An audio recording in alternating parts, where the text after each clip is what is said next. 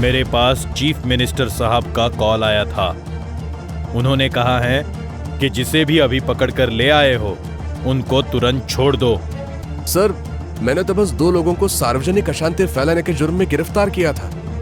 नौकरी बचाने के लिए उन्हें छोड़ना जरूरी है।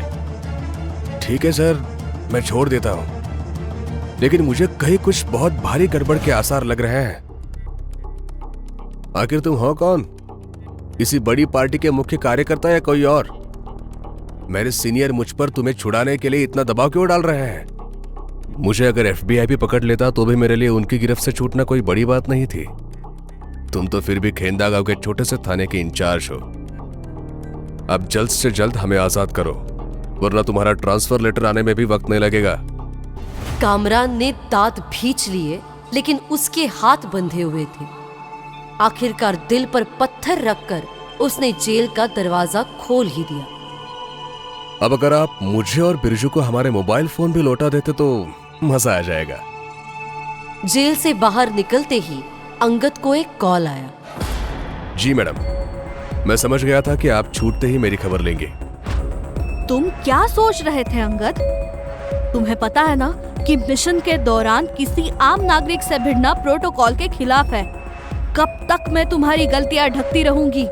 वो लोग मेरी इन्वेस्टिगेशन में बाधा डाल रहे थे मैडम। मेरे पास और कोई रास्ता नहीं था। आगे से ऐसा नहीं होगा। मैं भी चाहूंगी कि आगे से तुम अपने एक्शंस पर थोड़ा कंट्रोल रखो अंगद। तुम हमारी ऑर्गेनाइजेशन के सबसे खतरनाक एजेंट हो।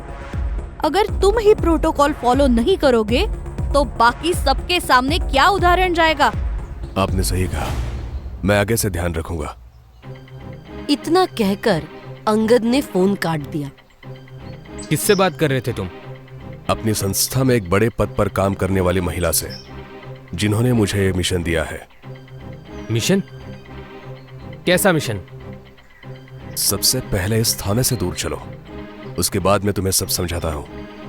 थाने के ठीक सामने ही राजू अपना ऑटो लेकर खड़ा था। वो अंगद और बिरजू को वहां से दूर जाते देख रहा था।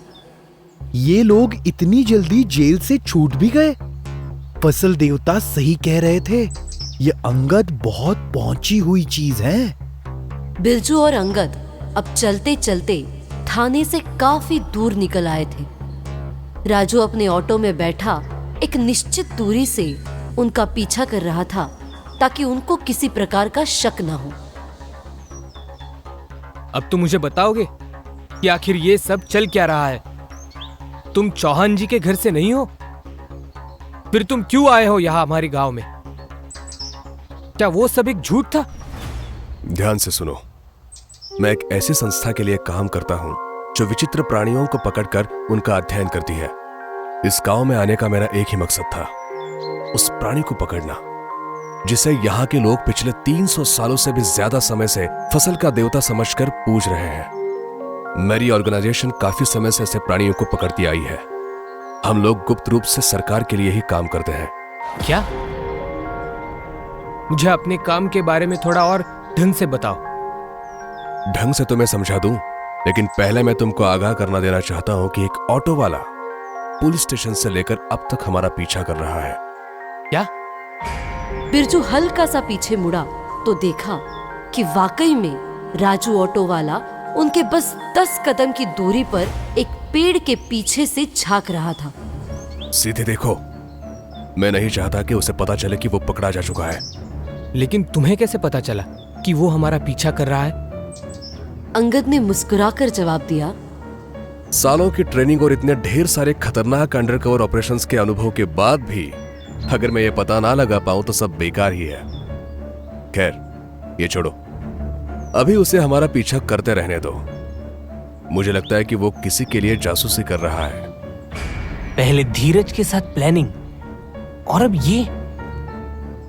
राजू तो काफी भला इंसान लगता था। उसकी मेरे पिता से भी अच्छी जान पहचान थी। यहां तक कि उस रात उसी ने भैया और बाकी 2 लाशें ढूंढकर सारे गांव को इकट्ठा किया था। मुझे भी फोन करके इसी ने भैया की मौत के बारे में बताया था। एक मिनट, क्या कहा तुमने? राजू ने तुम्हारे भाई की लाश को ढूंढा था? हाँ, रात को काम खत्म कर वो घर लौट रहा था जब उसने देखा कि भैया, जुम्मन चाचा और मनोज की कटी पिटी लाश हमारे खेत में पड़ी हुई थी। हे भगवान, तुम इतने बेवकूफ कैसे हो सकते हो बिरजू? क्यों, क्या हुआ? राजू ने सबसे पहले उनकी लाशों को ढूंढा था और तुम जब से गांव में आए हो उसके अलावा बाकी सभी पर शक किए जा रहे हो। क्या बोल रहे हैं ये लोग? कुछ सुनाई नहीं दे रहा, लेकिन इससे पास गया तो पकड़ा जाऊंगा। राजू हत्यारा होता तो खुद ही उन्हें मारकर पूरे गांव में उनकी लाश मिलने की खबर का ढिंडोरा क्यों पीटता? उसने पूरे गांव में लाश मिलने का ढिंडोरा पीटा इसलिए कि किसी के भी शक की सुई उसकी तरफ ना जाए। चालाक खूनी ऐसा ही करते हैं। ये तरीका कारगर भी रहता है। राजू को मैं चाचा कहता था।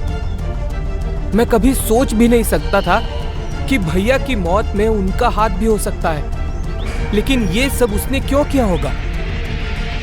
अगर मेरा अंदाजा सही है तो मैं समझ गया हूं। राजू इस गांव को बर्बाद करने के लिए एक बड़ी प्लानिंग कर रहा है। क्या राजू की हकीकत जानकर अंगद और बिरजू उसे रोकने में कामयाब हो पाएंगे? जानने के लिए जरूर देखें अगला एपिसोड और तुरंत करें चैनल को सब्सक्राइब। कहानी जारी रहेगी।